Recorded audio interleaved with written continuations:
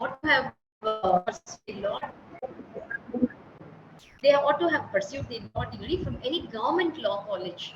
And then we are also having this age criteria, those who are not above 30 years of age, and also those who fulfill the conditions of Rule 6, where we speak about all the other conditions, which I will elaborate later.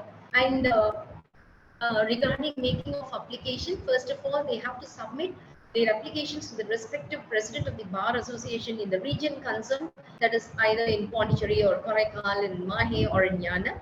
And then this application will be submitted along with attested copy of the documents of their enrollment certificate, certificate of their pass in All India Bar Examination, and then their income certificate issued by an officer not below the rank of a deputy tahsildar. So also their certificate of nativity to prove their nativity by birth in Puducherry or continuous residence in Puducherry. And then apart from that, we also taking their family relation card, electoral ID proof, or the Aadhaar card, bank passport, and the PAN card, just to show that we have all their credentials available with us. And then we have their attendance certificate and conduct certificate issued by the President and Secretary of the Bar Association and Member Secretary of the Union Territory of Puducherry Legal Services Authority. And after that, we also insist on the attendance certificate issued by the senior advocate with whom he is attached for every month for drawing the stipend, because every time the senior has to certify that the person has been attending court and has been assisting. The junior advocate has been assisting the senior throughout the month. Only after getting such a attendance we allow the stipend every month. Usually we call for these applications in April every year. And the conditions for grant of monthly stipend, they should actually attend the free legal aid camps conducted by the Union Territory of Puducherry Legal Services Authority. And we also insist that they should conduct the legal aid cases allotted to him or her by the legal aid committee of the respective courts, and they should assist the courts as an intern. They should regularly attend chamber of the senior advocate with whom he or she is attached. So these are the main conditions, and they should regularly be in practice, and every 3 months from the president or secretary of the Bar Association, we need to have a certificate saying that they are continuing in practice, and they have to be on rotation basis assisting government leader or the public prosecutors or the additional government leader or the additional public prosecutor or assistant government leader or the assistant public prosecutor within the concerned area of practice. At least for a period of 3 months, they ought to do that. And we will be confirming all that. And once they are keeping up their practice, we see to it, we review their performance every 6 months before extending the stipend for the next 6 months to the maximum period of 2 years. And then we also have the verification and selection of beneficiaries. The member secretary has to verify the credentials of the applicants, and then he forwards the applications of the eligible applicants to the state level committee. The committee will then select beneficiaries. So usually for selections, we also take into account the bachelor's degree marks as well as the marks secured in 12th standard.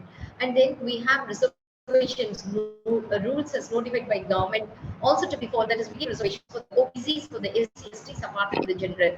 And 1/3 of the beneficiaries, we ensure that they shall be women. And we give them a stipend for 5,000. Right now it is 5,000. Previously, from 1/1/2018 to 31st of March 2019, we were paying them 3,000, and now we are paying them 5,000 as of now. And we are seen to their enrollment, and we are watching their performance, and in case they are leaving the profession within a period of 5 years after having taken assistance from us, they've executed a bond whereby they have assured that they will be paying back the entire stipend that they have received from us along with 6% simple interest. This is only to make sure that they continue in the profession, because our purpose is to help the juniors, because in law, as I already submitted, it is very, very tough for somebody to go and practice and immediately gain practice. It takes gradual practice. When they are junior advocates attached with the government, selected by the government and attached to GP. They get well trained there with the public prosecutor. Again, they get well trained there, and they have a circulation with all the senior officials of the government law fraternity. And so they get accustomed to all the procedures being followed in the court. This will ensure that they stand on their own foot. This human development of personal traits of those in the law field. So we feel that it is our duty to strengthen the system, because those from very good schooling background, they have a good language, they can clear the CLAT exam, the common law test, admission test, they can clear that and go into national law schools, get good degree, and they have moot court competitions, and they are exposed to bombarding sessions of case laws and classes, and they have professional expertise. Even when they come out of the college, it may be very easy for them to stand on their own foot and practice. But for those who are graduating from a normal state-run government law college, it is so tough. They don't get seniors who will be happy to accommodate them. So sometimes they find it very hard. They are in lurch. They cannot find them being protected, or they cannot find a promising career ahead. Therefore, there is a big question mark. There is a very big gap which we thought we could bridge, and therefore we have brought out this scheme by which we are supporting. Of course, we expect more funds, so that we can extend more of support to these junior advocates to whom we are now paying 5,000. And I have also attached to our PPT the application for grant of stipend to junior advocates form. I think whole of India we can Excuse implement me, this. these Many of the people, young the stipend you are paying, they are LLB lawyers. They have already passed their. the lawyers. The stipend is being paid by the government of Puducherry through the law department. But why should government be paying to people this particular thing? I don't even understand this meaning. Government does not pay to engineers. Government does not pay to doctors. Government does not pay to many others. Why should they be paying to the lawyers? I don't understand. Why There are so many. stipend is required? Sir, as I already told, there are large group of people who are pursuing law, but there is a difference. Like doctors means all of them would be clearing one exam called NEET, and they would be walking into the medical colleges. Once they qualify, they are all treated as lawyers. But sorry, doctors. Let the lawyers pay them. They are working for the lawyers. Let lawyers pay them. Why is government subsidizing the lawyers? This is because we thought it fit to inculcate the sense that they also need. I think the legal department. I'm sorry. I think there are much bigger challenges for the legal department. Our courts are in a very bad shape. Our litigants do not get the justice in time. Even criminal cases take years to be decided. I think the concentration should be more on that rather than paying stipends, and that also stipend of 5,000 rupees. What does 5,000 rupees mean today? Nothing. With all respect, I take it, sir, from you, and let me explain. No, I see this may be the government policy. We cannot question the government policy, but to implement this policy, if so much work has been done, I'm sorry to say, but somehow I'm not getting convinced that such a thing is required. And even if it is required to make so much of an effort, I don't know whether government money spending so much to do automate this process is really worthwhile or not. Please, may I proceed to explain your question? Please. Yes, thank you, sir. Thank you so much. And given to understand, of course, there are so many litigants waiting in queue before the judicial forum. So we need people to come forward. And whatever I was saying about these junior advocates, I mentioned about the Union Territory of Puducherry. the Legal Services Authority, which extends free legal support. And as you were correctly saying, sir, there are so many people who cannot afford for lawyers, and just 5,000 rupees of stipend amount, we are training junior advocates whose services we are effectively involving in supporting this UTPLSA camps. That is, through them we are taking up, and these people are trained for 2 years. If you see with a larger vision, I'm sure you will be convinced, sir, that we are doing something awesome to reach out to the litigants. We are not only training these people, we are making it affordable for those poor group of litigants who cannot approach with high paid lawyers to sort out their legal issues. And this way we are only, I feel we are contributing to settling of disputes in an easier manner, minimizing the cost. I hope you will be convinced with this, sir.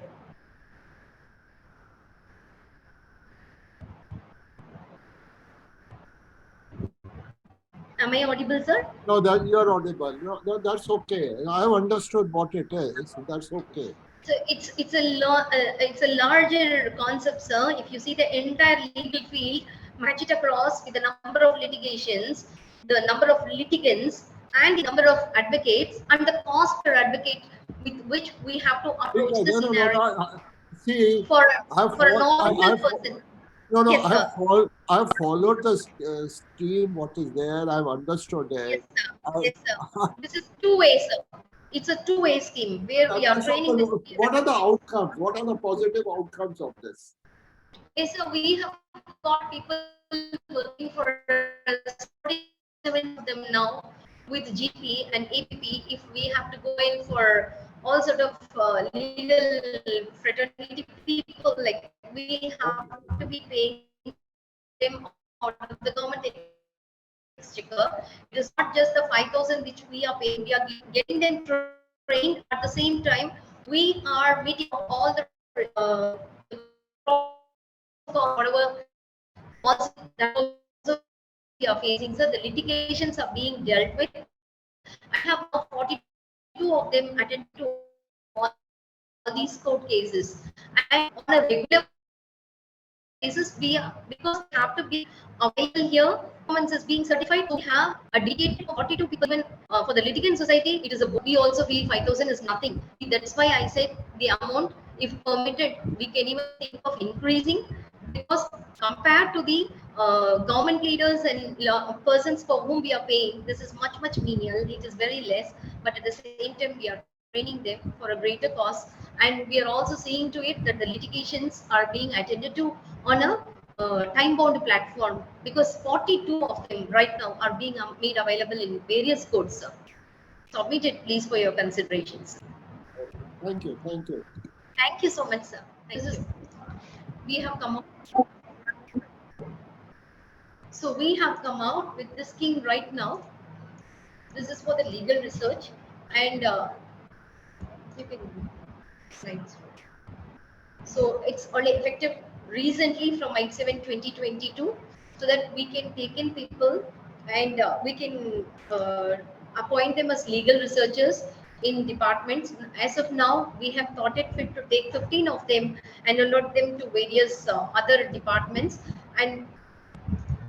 And these candidates, we want them to be postgraduates. So we have already floated the applications. We have got enough number of them who have applied now, and then we are yet to choose these people. And once we choose them, we propose to employ them in various departments, and we want to keep them for 2 years. And in case the services are still required, maybe for 1 more year, but not beyond that, because this should not become a mode of appointment or something like that. So they will be given assignments along with any of the departments of government, and these research assistants, they will be only research assistants, and they will not be treated as employees of the government. They will be having their normal duties to be performed during office hours, as well as if we want them to work on Saturday or Sunday or any other holiday, during which time their performance is important or vital for us, because court cases we may have on any day on a Monday. So in that case, we'll have to work on Sunday, and they should not say no, we are only research people, research assistants, so we won't be working on Saturday, Sunday, and all that. To avoid all that, we have given it in very plain and clear terms that they will have to work whenever their services are required by the departments, be it a Sunday or Saturday or a holiday, except national holidays maybe. And then we will not be paying any honorarium or remuneration for these extra services. So any research assistant who wants to leave, they can give prior notice of 1 month and leave the service. And this is what we have done so far, sir.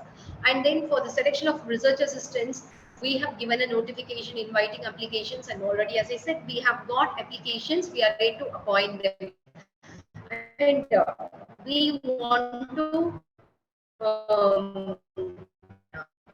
we are making everything through online mode, and these people are submitting their applications, and the selection committee is again comprising of the secretary to government law and the secretary to government, the department of personnel and administrative reforms will be a member, and also the director of prosecution, who is also a member. The selection shall be based on merit, and the list of candidates selected by the committee shall be subject to the approval of Honorable Lieutenant Governor of Puducherry.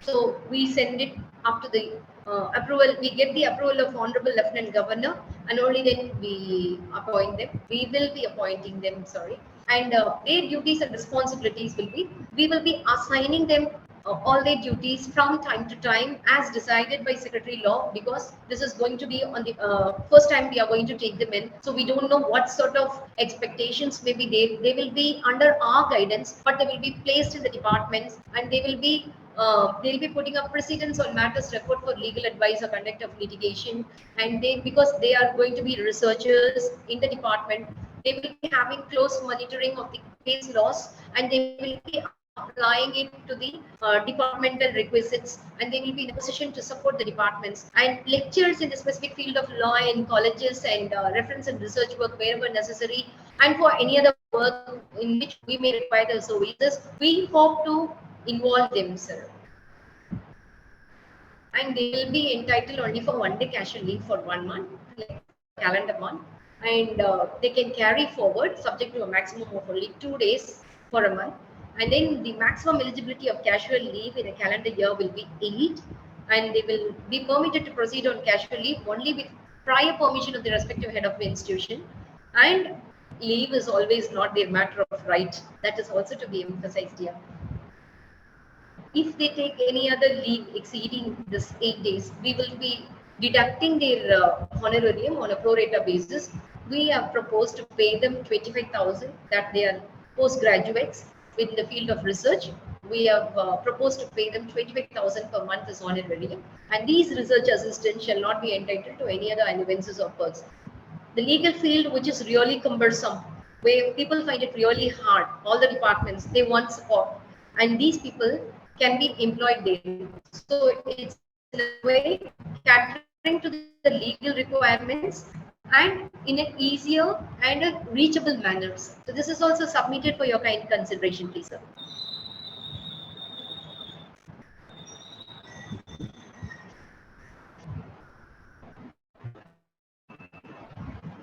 Please, may I proceed?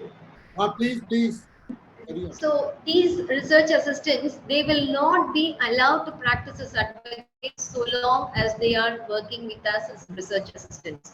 Because once they are here in any of the department, they should not have personal interest in any of these matters. That is why, as usually being done, in case where people take up government service, they will be asked to suspend their practice till such time they quit practice. Same way here also, we have insisted that in case they are already enrolled and practicing as advocate, they will have to write to the bar council concerned and get their period of practice suspended so long as they continue here as research assistants.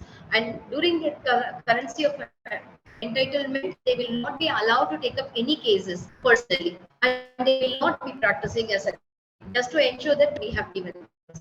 And the conduct of research assistant during this assignment should be of high standard of reputation and integrity, commensurate with the responsibilities entrusted to him or her, because we are expected to be upright in our attitude. Only then we can make all our cases a success and in favor of the government.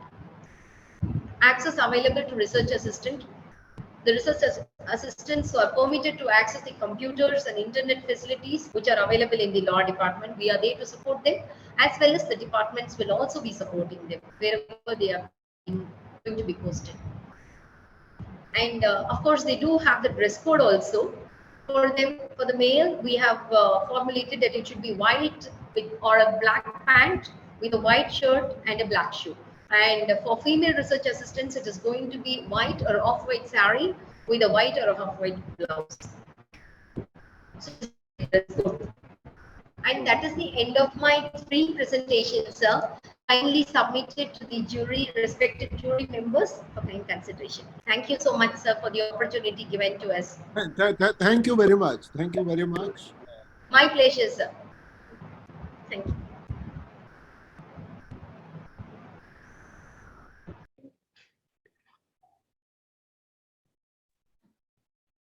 Can you hear me?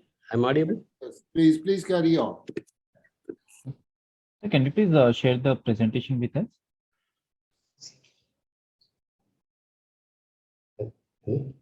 Anything? Okay. We will start the share the video.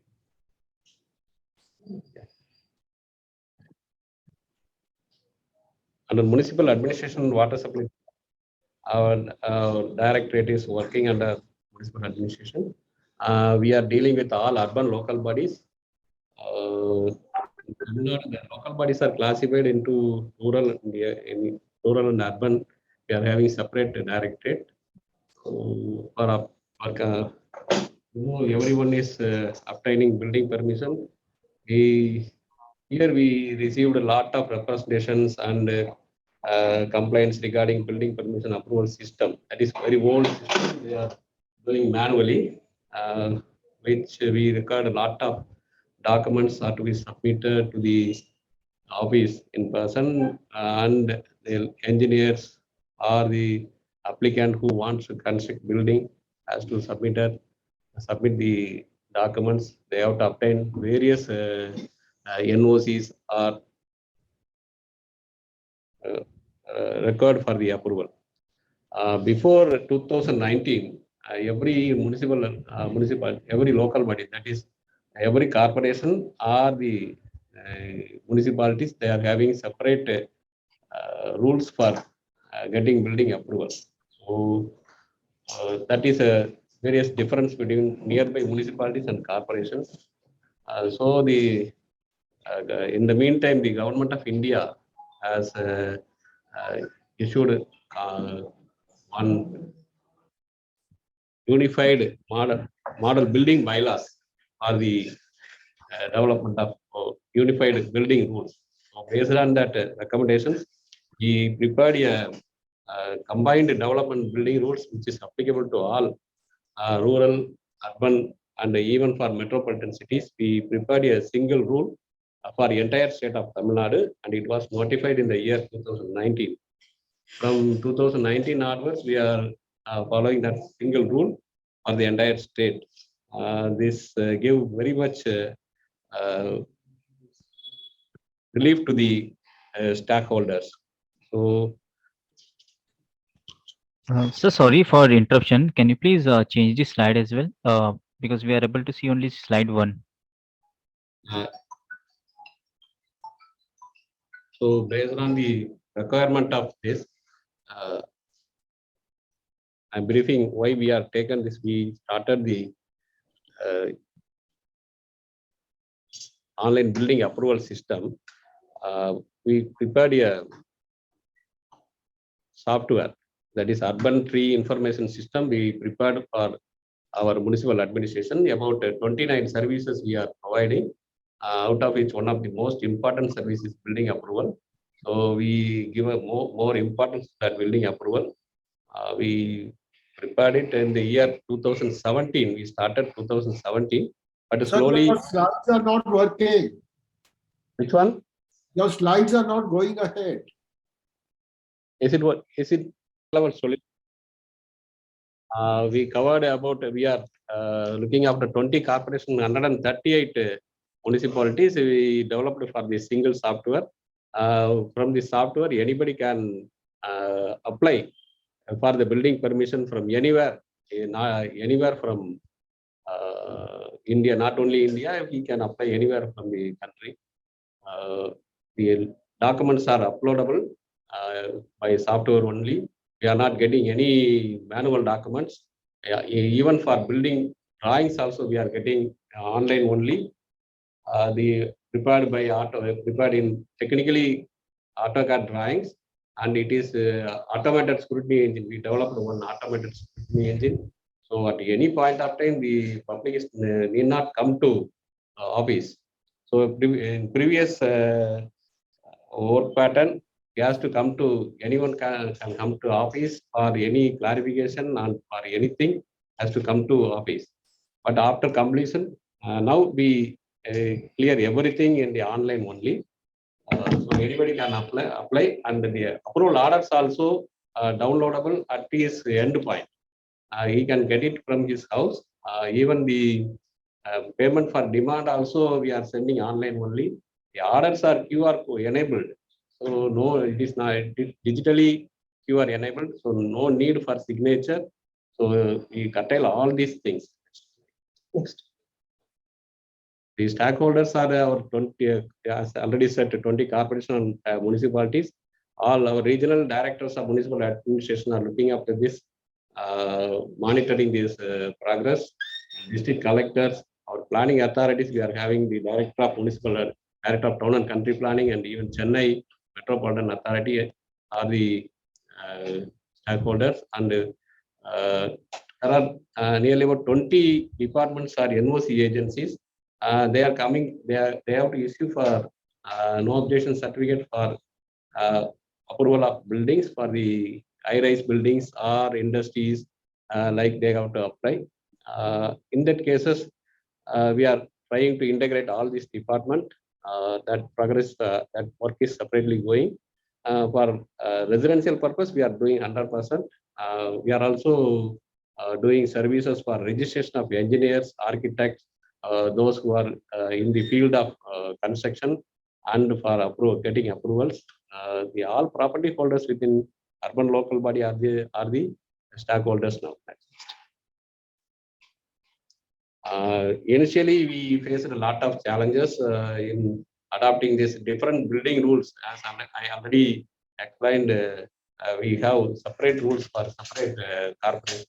Now we come into a single umbrella. It's under Tamil Nadu district municipalities, Tamil Nadu combined development building rules. So it is very critical for us. Initially, it was very difficult. Then transformation from digital manual to digital also very impractical thing for our people. So we have to give more training to them, re-engineering on the part of end users. Then we provided training to the registered professionals also. Now we are developing a single window portal for integrating all the planning departments and industries department. Everything we are going for integrated into a single window portal. So cooperation of the end users are initially very reluctant. They are very reluctant to use this software. Now they are very well versed in using this software. For the past 3 years, we are getting good response from end users. Challenges addressed. We have given more training with regard to rules for the engineers or our officers working in urban local bodies, and for the even for the architects and for structural engineers. We have given more training how to prepare the drawings and what are the requirements to be given in the drawings. The automated scrutiny engine is a special software we developed to look after all the planning parameters and building parameters. There are n number of parameters are there. So each and every parameters are to be very carefully taken in the software. They developed a very good software. When you submit the plan into the software, it is scrutinized in all aspects, and they give you a scrutiny report. The report contains about 14 to 15 pages. it checks all the parameters. How many, what are the size of rooms or size open spaces we have to left, or everything it will check, and it will give you a full report. Based on the report, it is not necessary for the officers to work on it very. So the time consuming for scrutiny of building applications is very easy for us. So once they got into it, it is very smooth functioning. So now there is no problem for us. Very initially, we faced a lot of challenges. For each and every point, we checked with the engine, and we created it for in the year 2019. From 2020 onwards, it is working very successfully. Next one. This is a simple comparison with the offline processing, the old method to online processing. So in all things we are giving only online. There is no offline. We no need for hard copies to be submitted to local body. Everything we are getting online, and the system is always available at 24/7. So even for the holidays or in night hours, engineers wherever they require to submit plans, they can submit, and whenever they want to pay the fee, they can do payment at any point of time. So at no point there is no time constraint is here. So this is very good experience for the engineers and even for applicants who are interested coming for approval.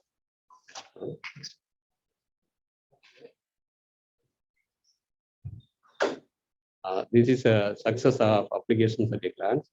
In 2019, we received 11,117 applications. So since we have started only November 2019, so 2021 and 2022, we received about 116,000 applications. We all are scrutinized in the online, and we given approval of about 83,605 in the. But the approvals are given in on time within 31 days. When the 31st day, if a person keeping the file with more than 30 days, it will reflect to our system, and we will just call them and ask them to rectify it or clear it. So this is a scrutiny of drawing. I already told this is a separate software. It is integrated with our urban tree system for single usage. The party will not go to here and there for payment of fee. All fees can be done at a single click. So accordingly, the approval also they can get it from their home itself. So successfully running this software. This is not only e-governance; it's urban governance. I want to say it's urban governance. It's a milestone for this Tamil Nadu urban local bodies. We are doing this since from 2020. No, front previous. No.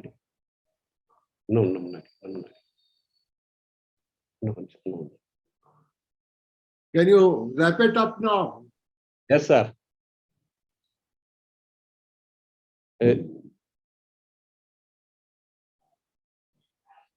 So in this facility, we can track our files where it is pending, or in very transparent manner we are doing this service. Thank you for the opportunity, and thank you. So what is the package you are using? Package in the sense, sir.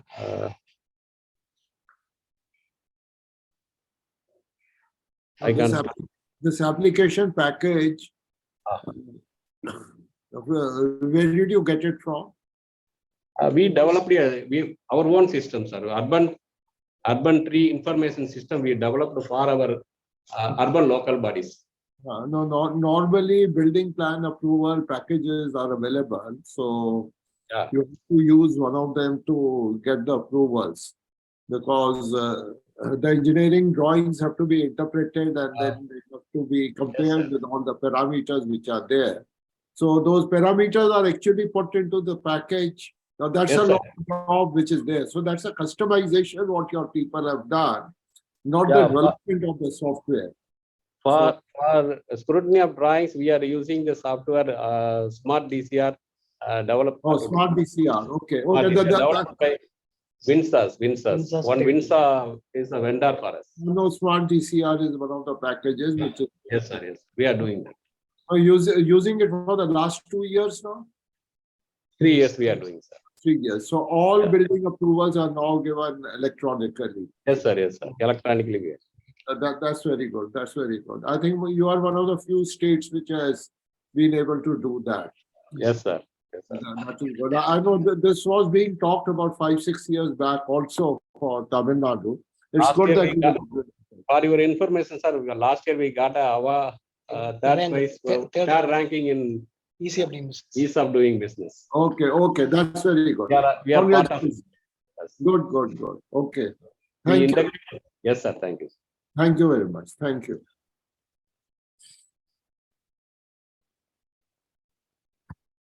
Also part of good governance. And before we, as law department people, we are meeting ends meet. In fact, actually, we thought we will also have the law interns trained here in the law department under the guidance of the law officers here, so that they will go out and they can be useful for all the departments. And now, as of now, we have brought forth this voluntary internship scheme. Usually the senior lawyers may not accept the freshers, the fresh graduates who come out, except for very few of them who may take them in as apprentice. So sometimes, it is necessary that we also train these freshers from colleges. So these freshers also can be trained adequately and suitably, and we can have them. So we thought we will focus on the 5 years integrated bachelor's degree course graduates, as well as the 3 years bachelor in law degree course graduates who are coming out of our own government law college, because there is only one law college and there is no private law college. Only this year one private law college is coming up. Otherwise, in Pondicherry, we have only our Dr. Ambedkar Government Law College, which has produced stalwarts in the field of law, right from Supreme Court judges to High Court judges, many High Court judges and district judges and the subordinate judges. So we have lot of judges from this college, but it remains as a simple, isolated, single government-run law college in Puducherry.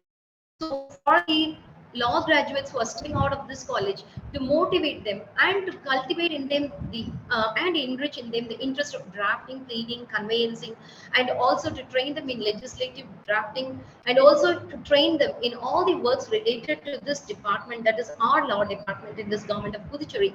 We thought it fit to train them up in all these fields of litigations, advice, and legislations. And so we have formulated this scheme for the internship purpose, and they will be spending 1 year with us. As already sir has questioned, I'm supposed to say this answer now itself, that these interns, having been involved in the law department, they are assisting us. They get all the works, we get all the works done through them. In that way, they are also being trained and we are also being profited. And both ways, again, the department functioning is strengthened, and this also gives them a professional experience. And we take in only the students of Dr. Ambedkar Government Law College, Puducherry, who are citizens of India, native by birth, or resident in the Union Territory of Puducherry for a continuous period of 5 years. Suitable representation is given to SC, ST, and disabled law graduates. And this internship period is for 1 year. And the applications will be accompanied by a brief note. First of all, they'll have to give why they want to do this internship with us. And that will be forming a part of the selection process. They will be giving it in 250 words, and they will be indicating their applicant's interest in drafting, pleading, and conveyancing. And then the application is scrutinized, and then they are taken in as interns for a period of 1 year. And during this period, we pay monthly internship of 9,000, sir. And the maximum number of interns in a year is 10. But last time we had 10 of them who stepped in, but 8 of them continued, and finally we had 6 of them leaving out after 1 year, and we gave them certifications also. They are supposed to do all the works and folders, whatever is given to them. that is in the field of law, whatever we are doing in our department here, they sit with us and they get trained and they assist us. And then we allow them to use the library of the law department. However, the confidential files are not being handed over to them because they are going to be with us only for 1 year. Therefore, we do not allow any confidential matters to be handled by them. That is the supervisory officer's responsibility to take care of that. And at the end of the internship tenure, they prepare a report which will be evaluated by law department, and based on that, they are given a certificate of internship. And in case they misbehave or there is some sort of misconduct, we even terminate them. Like how we are overseeing the performance of the junior advocates, same way the interns are also being closely monitored in ways of all responsibilities. And we have this as the application form. And this also is going on very effectively because the students are finding it very hard to get attached to a senior advocate. But now when they assist us, we know what it is, how to prepare, how legal advice is being tendered, how to prepare a draft, or how to prepare an MOU, and all these things, whatever goes on in the government, they are given a on-the-job training, which renders them very fit for the professional service of law, and therefore then they can step into any senior advocate's office, or they can choose their own career and even choose a career with the government or anything of that sort. So this is again empowering the governments. Submitted, please, sir, for your kind consideration. Thank you so much for the opportunity extended. Thank you very much.